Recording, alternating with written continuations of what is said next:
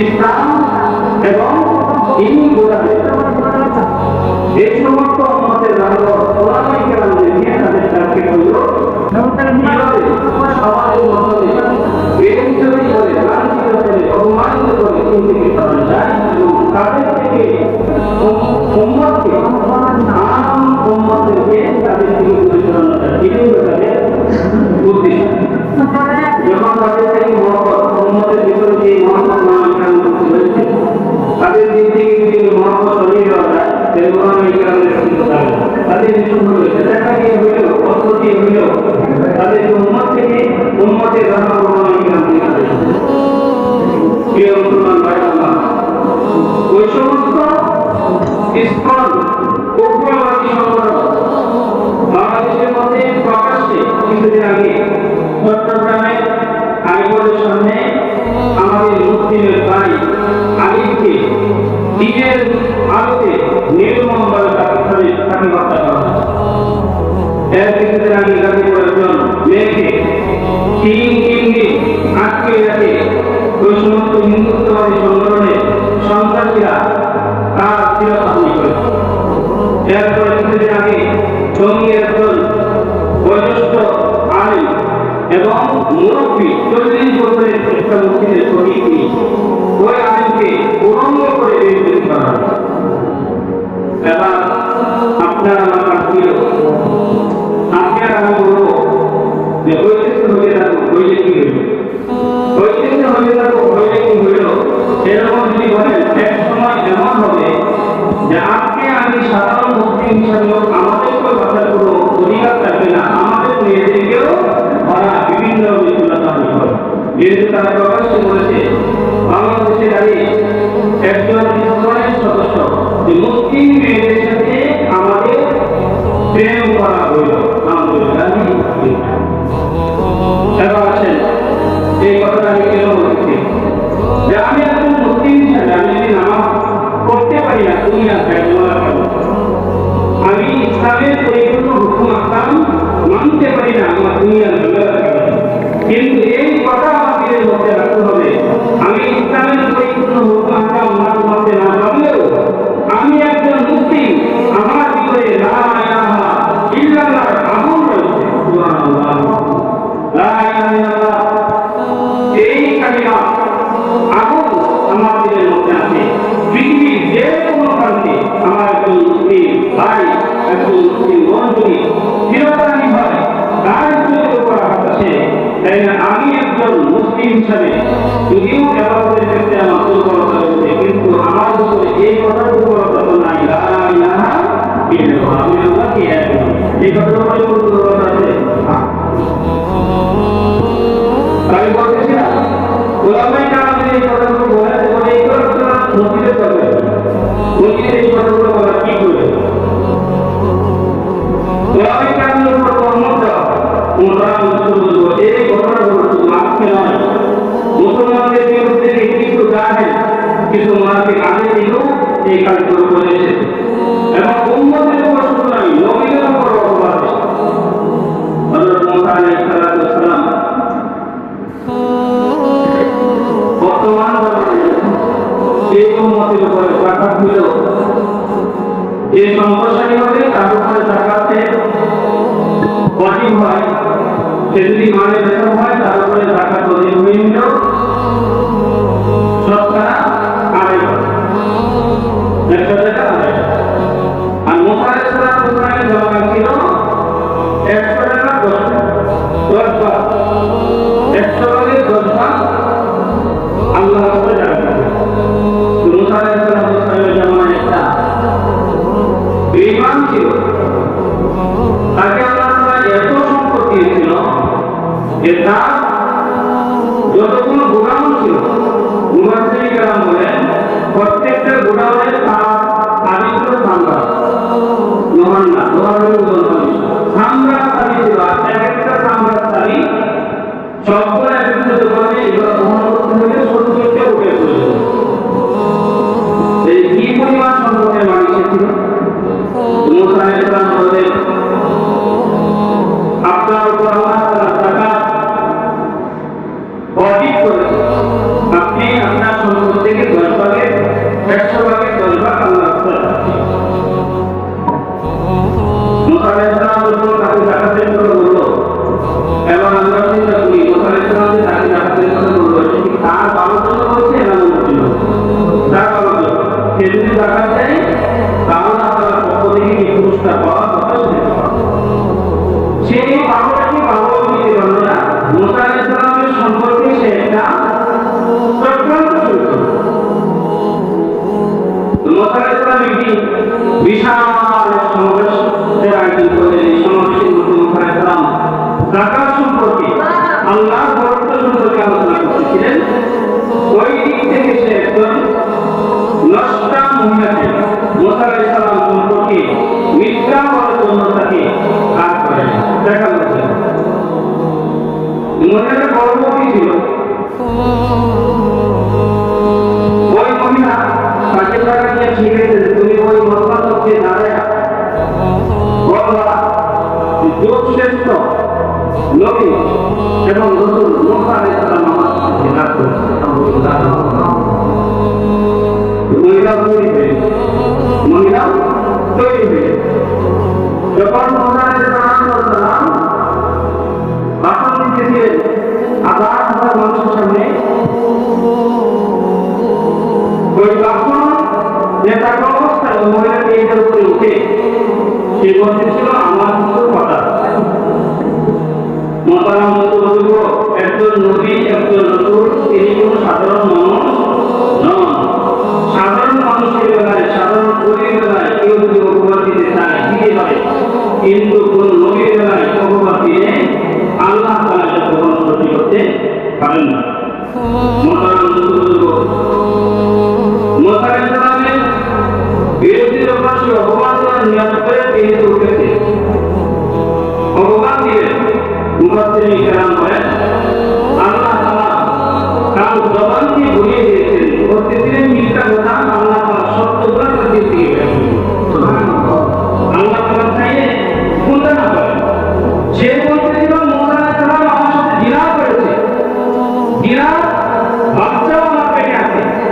আল্লাহ তাআলা তার জবানকে ঘুরিয়ে দিয়েছেন। সে বলতে এদের মধ্যে দাঁড়ায় বলতে আমার সাথে কথা সবাই বলে সে বলতেছে যে কারণ আমাকে এই টাকা নিয়ে শিখাই দিতে আমি যে মুসা আলাইহিস সালাম সম্পর্কে এই মিথ্যা কথা বলি যে আল্লাহর নবী এবং রাসূল মুসা আমার সাথে জিনা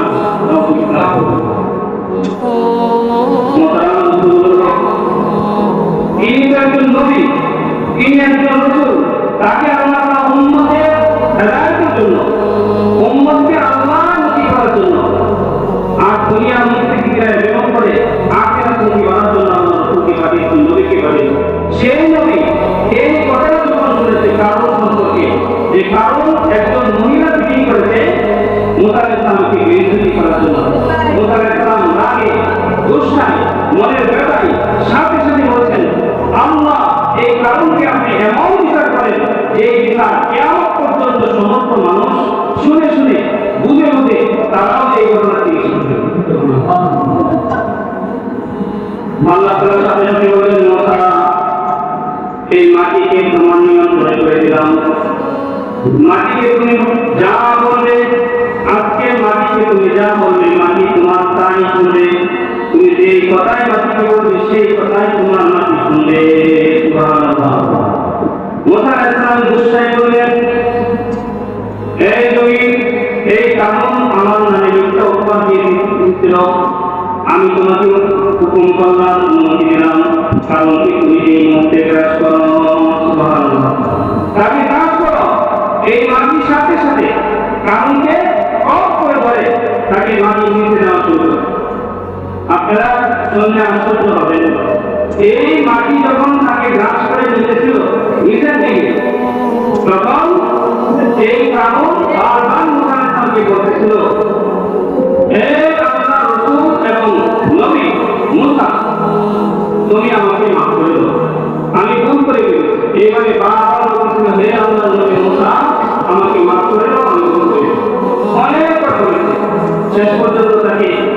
পর্যন্ত শেষ খ্রিস্টাব্দে যখন ছিল তখন কি বলেছে মুসা আমাকে মাফ করে দাও। মুসা আলাইহিস সালাম কথা শুনে মাটি নিচে চলে গেছে। হাদিসের মধ্যে আছে এই কারণ ওই যে মুসা আলাইহিস সালাম থেকে শুরু করে মাটি নিচে যাওয়া শুরু ছিল আজও পর্যন্ত মাটি নিচেই আছে। কিয়ামত পর্যন্ত সে মাটি নিচে যায় এই থাকবে। এখন আপনারা বলেন কি পরিমাণ নিচে যাচ্ছে, কি পরিমাণ নিচে গেছে পরীক্ষা আছে। আল্লাহ তাআলা কে বলেন মুসা পানিকে যখন মাটি চাষ করলো তোমাকে যত বার্তা দিয়েছিল তোমাকে গাছ না দিয়ে যদি আমি আল্লাহকে একবার খান দিয়ে রাখি তুমি তোমাকে দিলাম।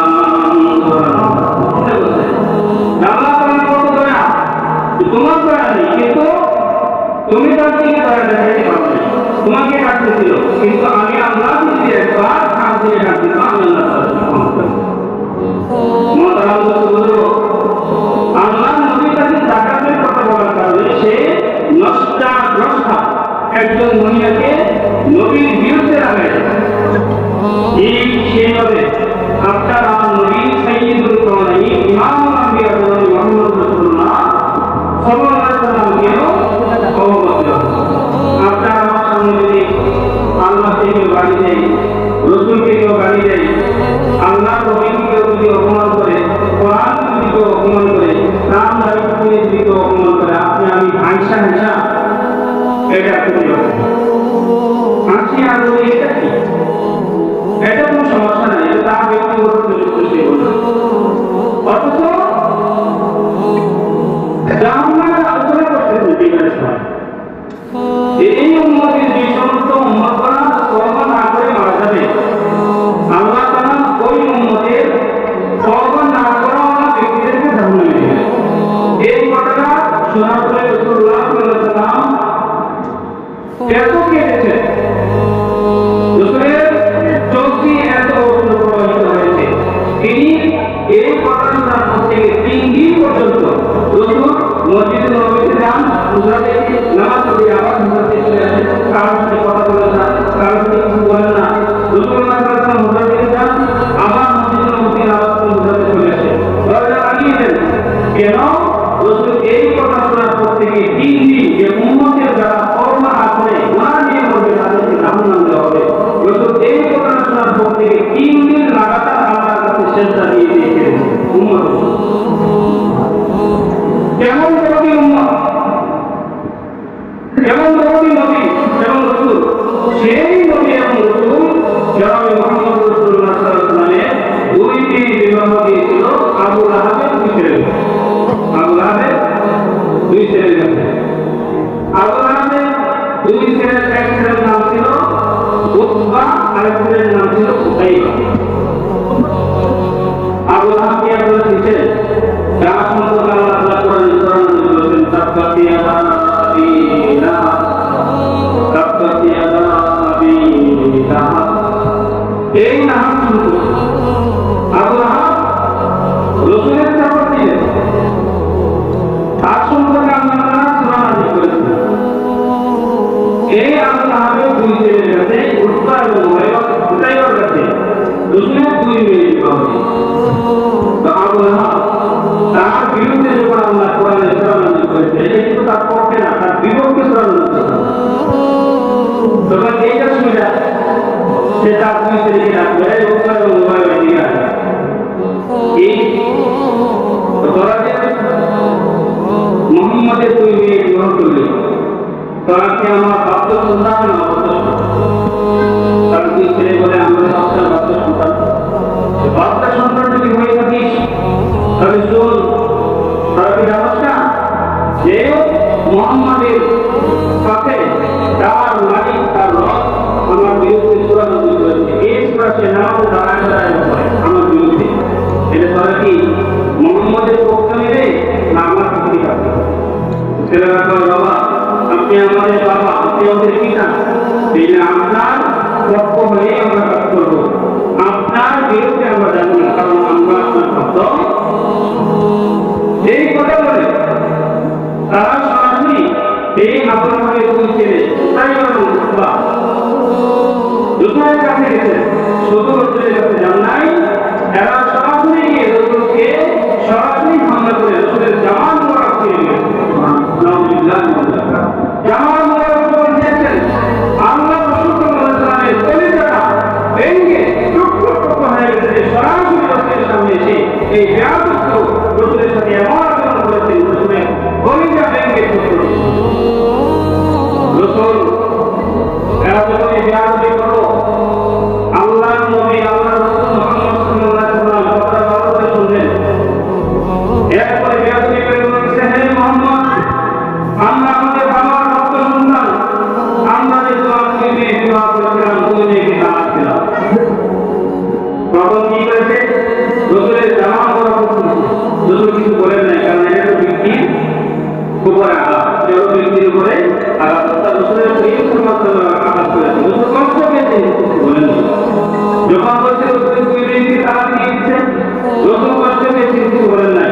এরপরে তৃতীয় নাম্বার কথা দিয়ে বলছে, হে মুহাম্মদ, তুমি যে আল্লাহর দাওয়াত দাও, তুমি যদি আল্লাহর বড়দের কথা আমাদের সামনে বলো, আমরা দীপ্ত অকমকে বলছি, তোমার সেই আল্লাহকে আমরা মানি না, আমরা সেই আল্লাহকে মানি না। এই কথাটা যখন বলছেন, রাসূলুল্লাহ সাল্লাল্লাহু আলাইহি ওয়াসাল্লাম সাথে সাথে আপনাদের দিকে তাকিয়ে বলছেন, আল্লাহ দুইটা আচরণ আমার সাথে করেছে, সরাসরি আমাকে আক্রমণ করেছে, আমি কিছু বলি নাই, আমার মেয়েদেরকে তালাক দিয়েছে, আমি কিছু বলি নাই। এবার এই কথা বলছে, আল্লাহ আমি আর সহ্য করতে পারলাম না, এদেরকে যেন কুকুরে খায়। আলহামদুলিল্লাহ। বুঝো কি বলছেন? এদেরকে যেন কুকুরে খায়। এরপরে রাসূলুল্লাহ সাল্লাল্লাহু আলাইহি ওয়াসাল্লাম কথা বলার পরে এরা যখন বাড়ি থেকে গেলেন, কে বললেন, বাবা আমার মুহাম্মদের সামনে দাঁড়ায় কাজ করেছি। কি করেছ? মুহাম্মদকে আক্রমণ করলাম, মুহাম্মদের দুই মেয়েকে তালাক দিলাম, মুহাম্মদের আল্লাহকে মানি নাই কথা বললাম। তারপর মুহাম্মদ কি বলেছে? বলে মুহাম্মদ বলেছে, আমাদেরকে যেন কুকুরে খায়, আমাদেরকে যেন কুকুরে। আপনারা বলেন, আপনাদের দিকে বলে কি করছে? মুহাম্মদ সাল্লাল্লাহু আলাইহি ওয়াসাল্লাম বলছে কুকুরে খায়, তখন কি কুকুরে খাবে না? খাবে না। আল্লাহ তাআলা রাসূলুল্লাহ সাল্লাল্লাহু আলাইহি ওয়াসাল্লাম শুধু বলেছে এক মুনাফিক সম্পর্কে, যে তোর মুনাফিক সম্পর্কে মুনাফিক বলতেছে, আমি একটা তাজা গোড়া খাওয়ায় বলতেছি, তারে আমার এই কোরবানি দিয়ে আঘাত করে মারো। এই তাজা গোড়াটা কাকে বলছে? মুহাম্মদ রাসূলুল্লাহ সাল্লাল্লাহু আলাইহি ওয়াসাল্লাম বলেছেন। নাউযুবিল্লাহ। রাসূল কথা শুনছেন, রাসূল শুনে রাসূল এর দিকে যখন সে যুদ্ধের ময়দানে আসতেছে, রাসূলকে কতল করবে। তো সাহাবীরা হযরত আলী রাদিয়াল্লাহু তাআলা, হযরত ওমর রাদিয়াল্লাহু তাআলা, আবু বকর সিদ্দিক রাদিয়াল্লাহু তাআলা, বড় বড় সাহাবীরা তাকে আক্রমণ করে চলেছে। রাসূল বলেন, কেউ জানে না যুদ্ধের ময়দানে সে আমার দিকে আসছে তরবারি নিয়ে, কেউ জানে না। সে যখন তরবারি নিয়ে আসে, রাসূলের হাতে খেজুরের ডাল ছিল, সেই বিশ্বনবী সাল্লাল্লাহু আলাইহি ওয়াসাল্লাম এই খেজুরের ডাল দ্বারাই তার গর্দানের মধ্যে একটু আঁচড় দিয়েছিলেন। সুবহানাল্লাহ। শুধু গর্দানের মধ্যে দিয়েছিলেন আঁচড়, গিরা অস্ত্রধারণ না, খেজুরের ডাল দ্বারা, খেজুরের ডাল দ্বারা আঁচড় দিয়েছে। সাথে সাথে একটা গরুকে জবাই করলে এই গরুটাকে লাফালাফি করে, সে গরু জবাই দিচ্ছে এবং 1000 গুণ বেশি মাটিতে লাফালাফি করে। তার সর্দার তাকে বলে, হে বেটা, তুই একটা বনের সর্দার, তুই নেতা, তুই কোরবানি দিয়ে মুহাম্মদের প্রধান কাটবি। মুহাম্মদ করে খেজুরের ডাল দ্বারা গর্দানের মধ্যে আঁচড় দিয়েছে, এখন তুই মাটিতে বেলা লাফালাফি করছে, গলা কাটা মুখের মতো, গলা কাটা গরুর মতো। সে নাচতে উঠে বলে, হে বেটা, আল্লাহর কসম, মুহাম্মদকে মানতে না পারি, মুহাম্মদের ধর্ম মানতে না পারি, কিন্তু মুহাম্মদের প্রতি বিশ্বাস আছে। মুহাম্মদ যদি আমাকে খেজুরের ডাল গর্দানের মধ্যে আঘাত না করে শুধু কুকুর নিক্ষেপ করতেন, আল্লাহর কসম ওই কুকুরটাই আমার মৃত্যুর জন্য যথেষ্ট। আল্লাহ তাআলা মুহাম্মদ রাসূলুল্লাহকে কি পরিমাণ পাওয়ার দিয়েছেন। ওই লোকটা বাড়িতে যাওয়ার কি মারে। আমি যে ঘটনা বলতেছিলাম, আবু লাহাবের দুই সন্তান সম্পর্কে আল্লাহ রাসূল বলেছেন কুকুরে। আবু লাহাবের কথা শুনে কয়, বাবা বলে একটু উন্নতি করি, সর্বনাশ, মক্কার এরিয়ার ভিতরে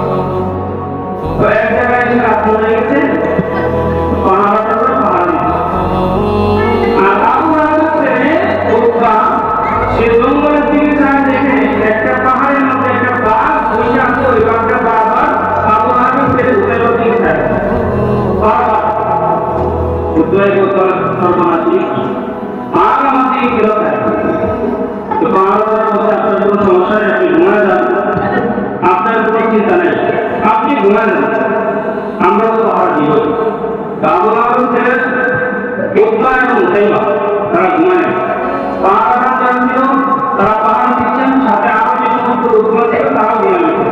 কিছুক্ষণ পর পাহাড় ছিল এমন কোন এসেছে তারাও ঘুমায়। এবার বাঘ আসছে, বাঘের নাকের মধ্যে আল্লাহ তাআলা থার্মোমিটার লাগাইছে। কি লাগাইছে? থার্মোমিটার। জ্বর মাপার জন্য যে থার্মোমিটার আছে, এই থার্মোমিটার আল্লাহ তাআলা বাঘের নাকের মধ্যে লাগাইছে। বাঘকে আল্লাহ তাআলা এই কথা বুঝাচ্ছেন, এই পৃথিবীতে যদিও করিম সাল্লাল্লাহু আলাইহি ওয়াসাল্লাম উম্মতের জন্য এত পাগল ছিলেন, কিন্তু দুঃখা এবং উতাইবা সম্পর্কে রাসূল কেন কঠোর বলেন? কঠোর হওয়ার কারণ হল যখন সে বলছে যে আল্লাহকে মানি না, রাসূল আলাইহিস একজন নবী এসেছেন, একজন রাসূল এসেছেন, সেই রাসূল এবং নবী সারা জাহানের সমস্ত মাখলুকাতের নবী, সারা জাহানের সমস্ত মাখলুকাতের নবী বানায় পাঠিয়েছেন। আজকে আমি নবী উম্মত সরাসরি হয়েও যদি নবীকে রাখি, আল্লাহর জমিনে অসংখ্য উন্নত হায়াম জানোয়ার আছে যারা আল্লাহর রাসূলকে শিরিক করে। হায়াম জানোয়ারগুলোও নবীকে শিরিক করে।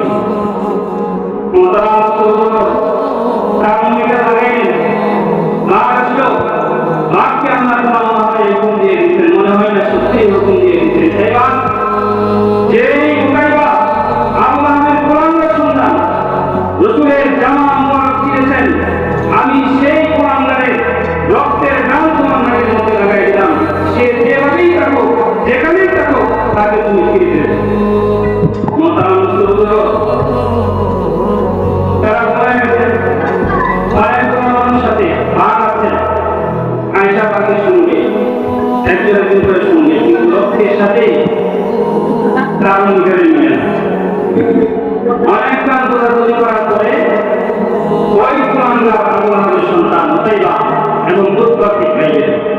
রক্তের সাথে মিটারে মিলল,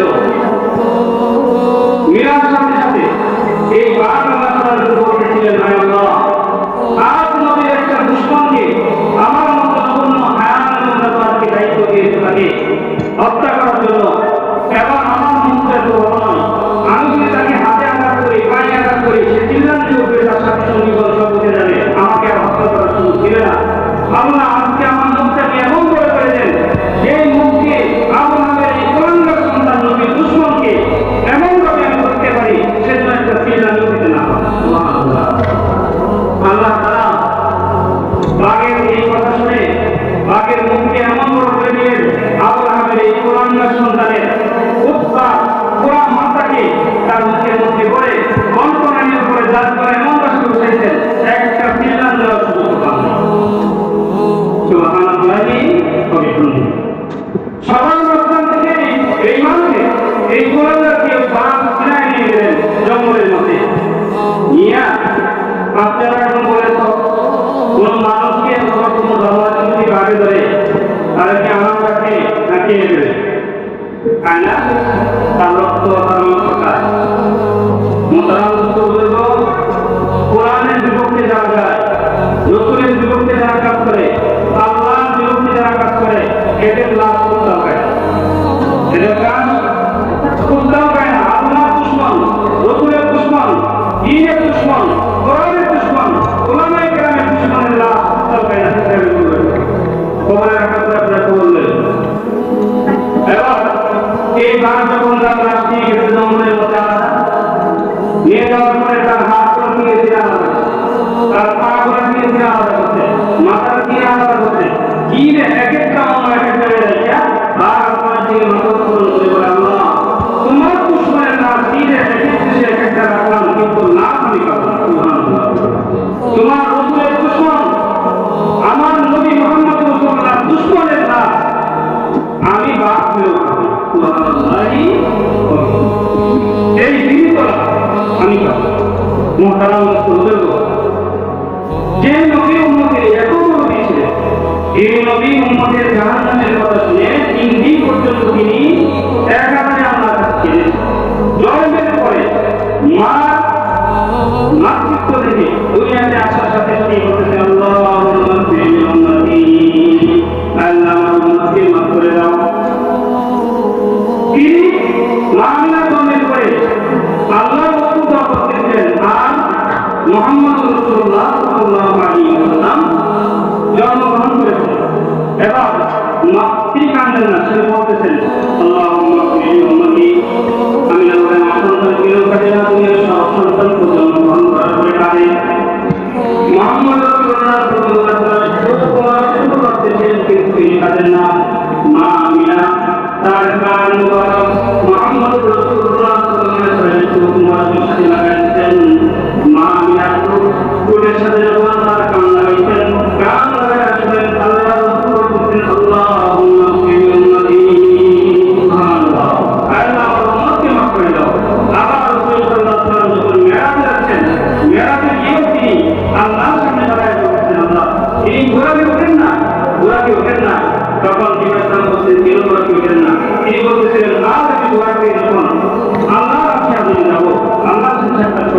কিন্তু আমার উম্মতের মধ্যে এমন দুর্বল উম্মত আছে যাদের পাওয়ার নাই, তারা তাদের আমল দিয়ে আল্লাহ দরবার পর্যন্ত আসলে বলতে আমার যে জানতে হবে আমি আমার উম্মতের জন্য আল্লাহ তাআলা ওয়াদা করেছেন মুহাম্মদ সাল্লাল্লাহু আলাইহি ওয়াসাল্লাম 30,000 বছরের রাস্তা বুঝিরা হিরাতেও রাজকেও জীবন এই রাস্তার উপর আপনার দুর্বল উম্মতেরা পার হতে না পারলে ওই সমস্ত দুর্বল উম্মতদেরকে তারা যদি আপনার আদর্শ পালন করে আমার হুকুম মেনে দুনিয়াতে জীবন যাপন করে আমি তাদেরকে এক একটা ভোটকে এই পরিবারের ব্যবস্থা পাবো।